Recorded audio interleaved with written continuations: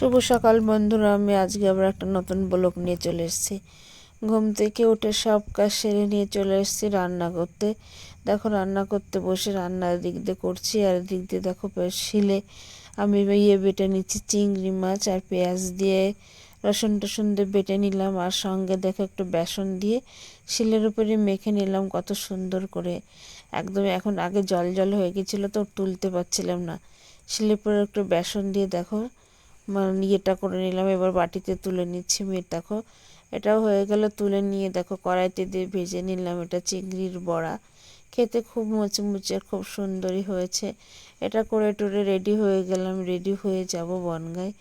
বনগাঁ গেছিলাম অনেক দূর, বনগাঁর অনেকগুলো কাজ মিটিয়ে দেখো বনগাঁর বাজার থেকে ঘুরে ওদিক থেকে মলের ওখান থেকে ঘুরে চলে আসলাম। এসে দেখো আমি এবার ফিরছি। তো রাস্তার দিক দিয়ে কত গাড়ি দাঁড়িয়ে রয়েছে, আর দেখো বড় বড় মলও রয়েছে, কিন্তু আমি ওদিকে যাচ্ছি না। আমি ওদিকে গেছিলাম একটা দরকারটা মিটিয়ে চলে আসলাম ফেরত। আবার দেখো ফেরত চলে আসলাম অটো স্ট্যান্ডে প্রায়, অটোতে ওঠার জন্য। কারণ আজকে রোদ্দুরের একটু তেজ বেশি আছে, সেই জন্য একটু মুখটা ভালো পরিষ্কার আসছে না, আবছা আবছা আসছে। তো আজকে এরকমই কাজ করলাম সারাদিন, এই বনগাঁতেই কাটিয়ে দিলাম।